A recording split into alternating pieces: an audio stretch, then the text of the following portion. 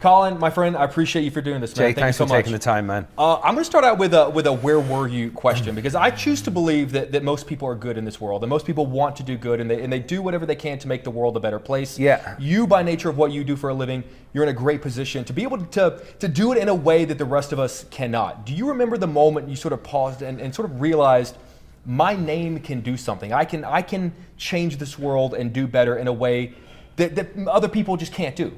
I remember, and it's not the same as what you're saying, but it's a little bit like it. I remember the first time that the presence of what was clear to me was an enormous amount of good fortune in my life was made apparent, and that was when my grandparents, I was doing a TV show in Ireland called Ballykiss Angel.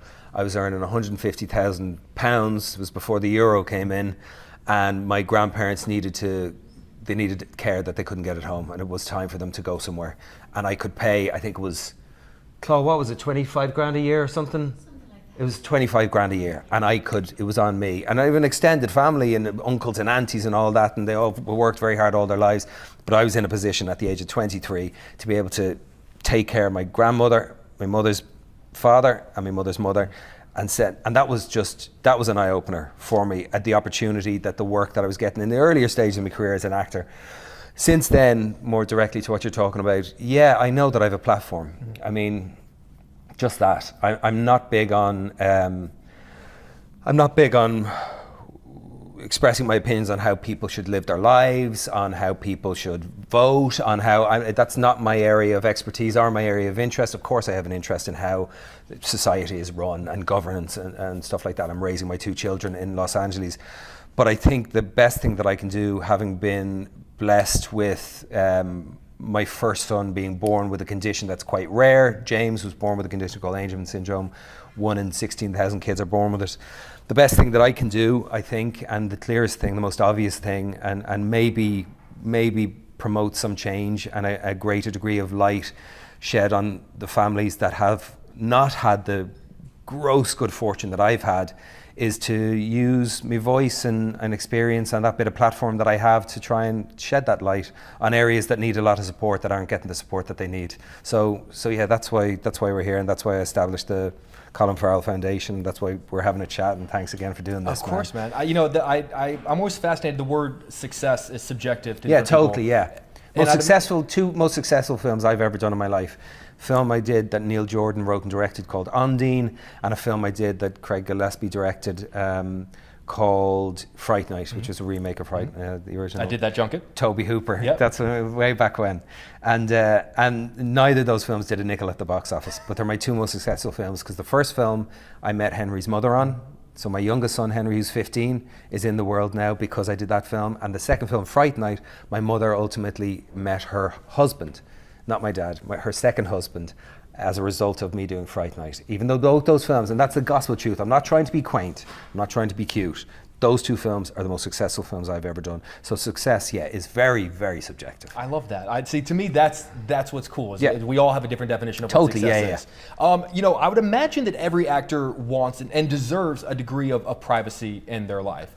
But by nature of this foundation and this cause that is so important to you, to a certain degree, you have had to open up your personal life and invite us in to get to know your family better and to get to know your personal life in a way that a lot of other actors don't. So I'm sort of curious, for the success of this foundation, to what degree have you had to decide, okay, I'm gonna let some strangers in to a place that maybe otherwise I wouldn't have let them in? Yeah, I mean, I've talked about, again, James is a big inspiration for the establishment of the foundation.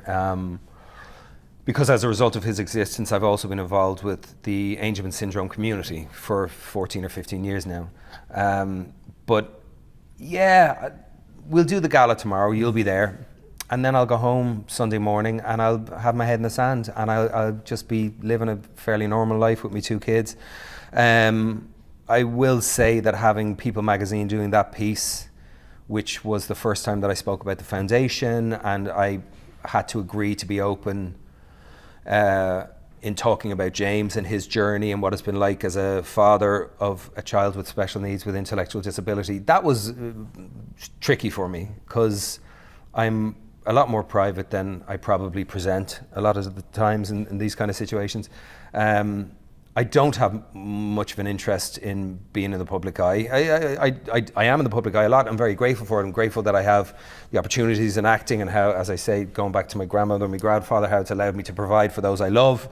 I also do a job that I love doing. Like, I'm so jammy, good fortune. But I don't have much of an interest being out and about. I don't want to be at the top of any pile. I have ambition, of course, but I'm not, I don't need to take over anything. So I had to have a moment of our house, our home, me and my two boys. It's very mellow, it's a safe spot.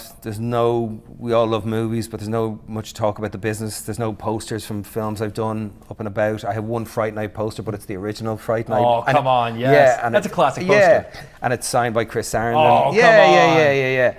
And so that's about it, really. I mean, I have one picture of me and Brendan Gleeson on the wall, but it's not from the film. It's a different. But like, that's a friend. That's not a co-star. Yeah, no, Brendan is a friend, not a colleague, both, but a friend first and foremost. So to bring a crew into my house, into our home that time was something I wasn't comfortable with. Mm-hmm. But I really did just have a moment where I thought, like, if I could ask James, and I do ask James questions, I speak to James like as if he's a typical 21-year-old who has a perfect understanding of the English language, which I don't believe he does, and he's non-verbal. But I thought to myself, as I said in the article, if I asked James, are you okay with being on camera? Are you okay with me doing an interview? This could lead to helping other families who haven't had the breaks of good fortune to the degree that we have. James would say to me, why are you even asking me, Dad? It's a no-brainer. What is it, a crew for 3 hours? Yeah, bring the cables in, bring the cameras in.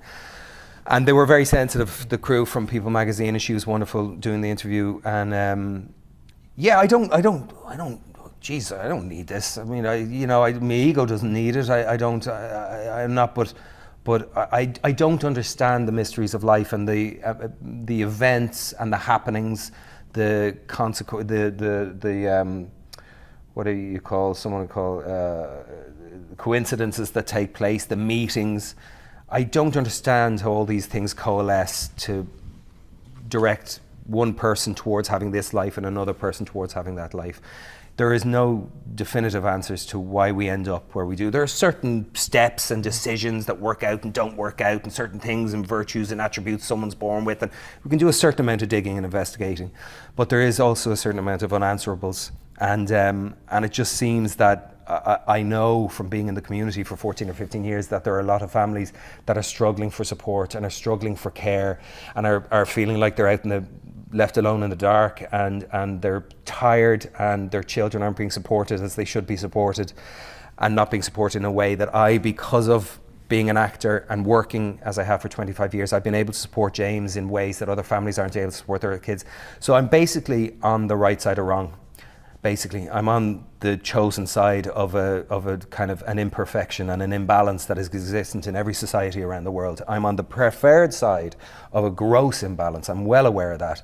So yeah, if I can do anything at all now to raise awareness, to get more attention down the road, maybe to get some legislative change and talk to some politicians down the road, but just to get into the communities and hear people's stories and start to raise funds and give little pockets of grants to offer some relief and that kind of stuff, that's what we're going to do.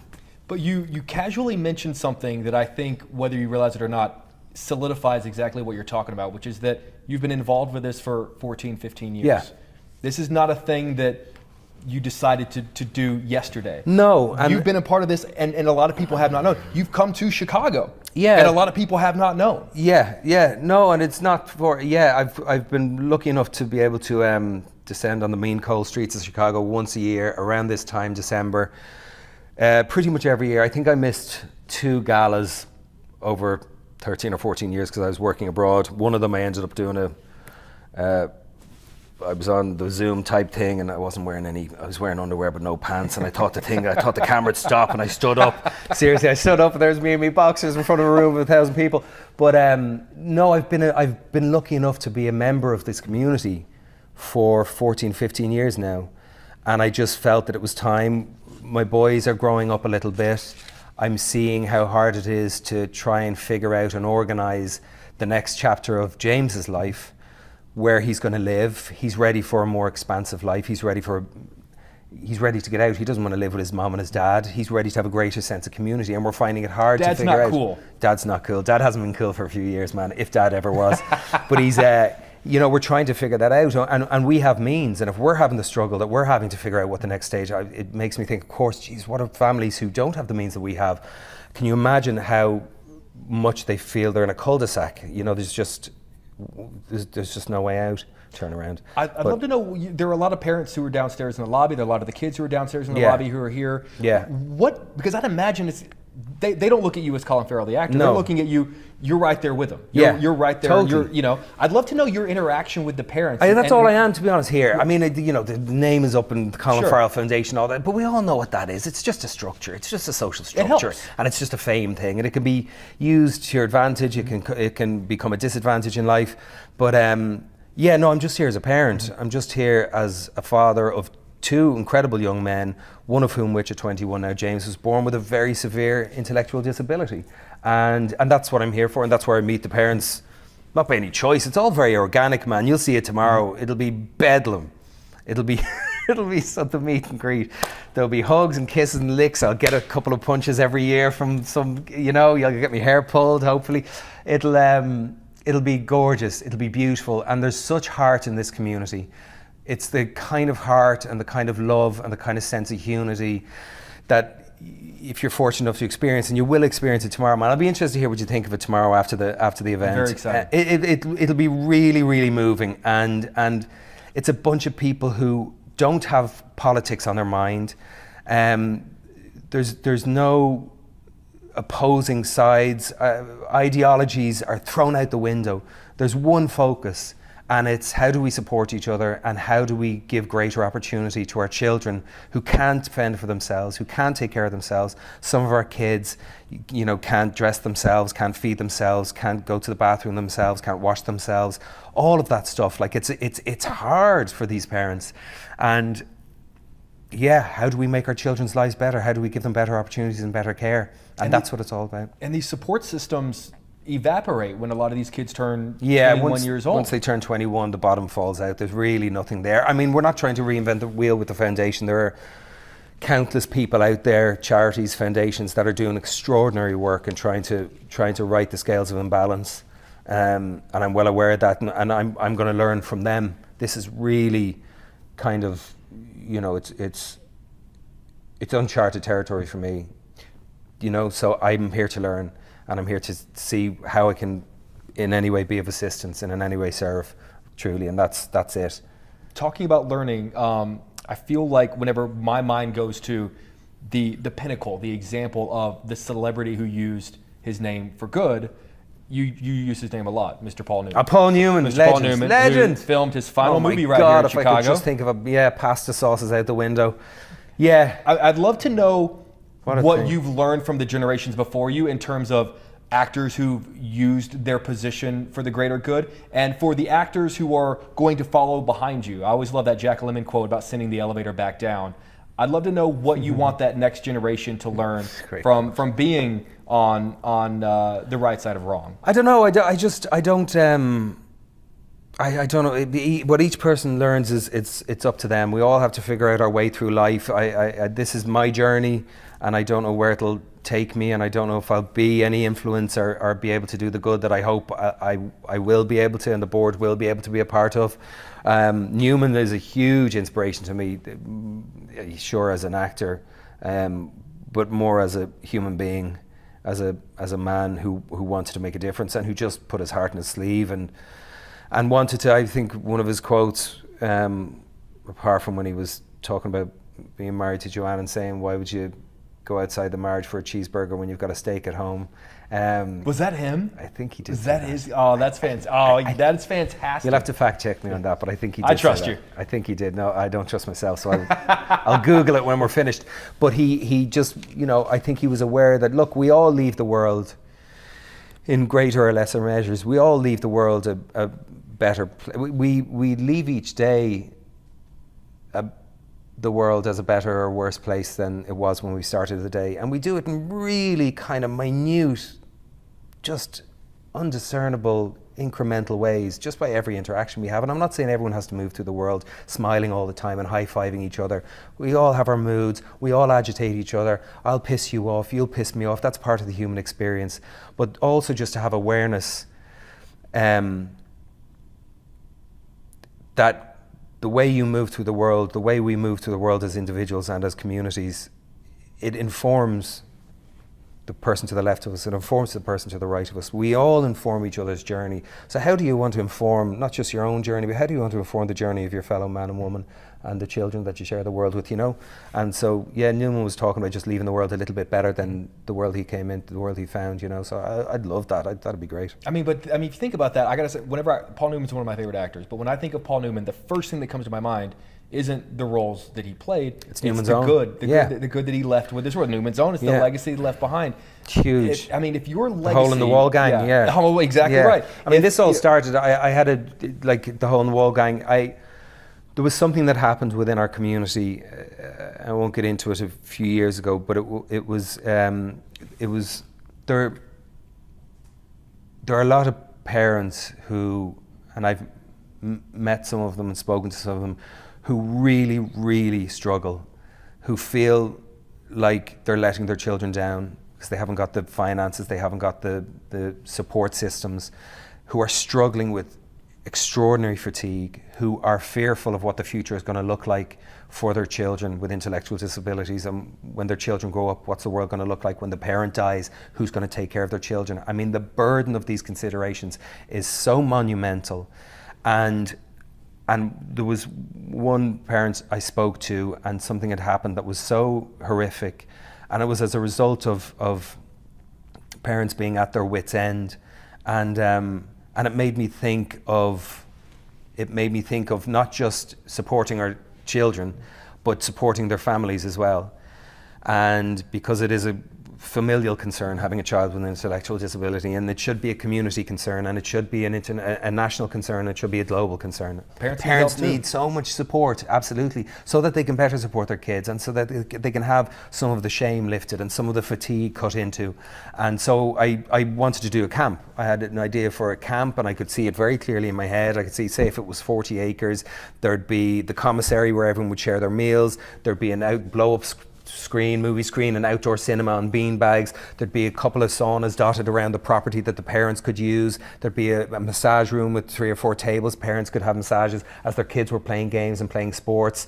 There would obviously be great nursing care. And so these kinds of camps exist, by the way. I found out subsequently, but I was just thinking I would love to do that. That was a dream of mine, and it still is. And it was that kind of led to the idea of establishing the foundation. So the camp is kind of put a little bit on the back burner. Now we're trying to get to grassroots level and listen to as many communities as we can, and see how we can, through the giving of grants, whether it's 10 grand here or 20 grand there, depending on what we bring in regards to funding, and learning more about the different legislative processes that are in place to support, that aren't really in the place that they should be, to support the families that need the support, that are just struggling under the weight of not having the support they need.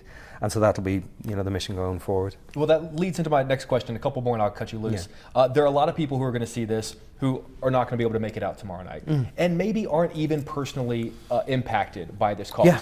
But they see it and they go, what can I do? I want to help. We have a lot of great people right here in the city of Chicago. For someone who is watching and thinking, I don't really have an involvement in this community, but it's something that I think I'd like to help with, what would you say is, what's step number one? I mean, to be honest, I take the attention off the Colin Farrell Foundation and say that the Special Olympics is an extraordinary organization. Right. We have a great Special Olympics Illinois right here in Chicago. I mean, it's just extraordinary, the work that they do and have done for decades now around the world. And Eunice Kennedy Shriver should be sainted, So that's a good place to start. And then from there, there'd be an enormous amount of information where there could be other outreach programs that you could get involved in. Absolutely. The sound I wish you could hear that I make every year when I have to run out into Lake Michigan in February. Yeah. For the polar plunge. Oh, do you do, where's it happen? On the lake? Well, they do one right there on the lake and then one a little bit further up. Is the lake totally frozen over in February? It's year to year, but I'll never forget one year they had to bring in a backhoe to break the ice. Now, I always just do it one time. I do it once a year, but they have a group of people that do it every hour for 24 hours. Polar Bear Club, wait a second.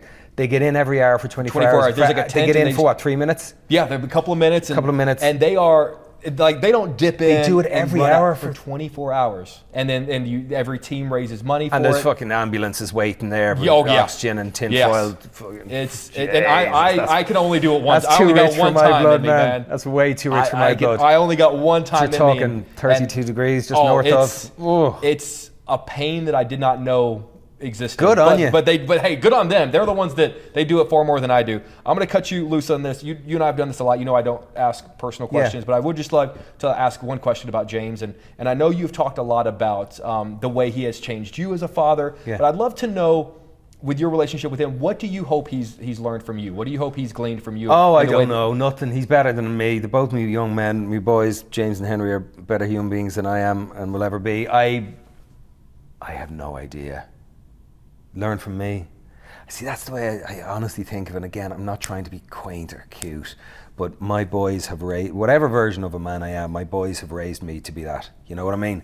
By just putting my feet to the flames without even knowing they were doing it. Just by the needs that children have and observing them and trying to and failing at times miserably but trying to just be there and be present. So I have learned more from them about my own childhood, observing them, and about what I feel about certain things now, and the kind of world that I would like to inhabit more and more. I've learned through my love for them more than any expectations or any understanding of what they may have learned from me. I love that.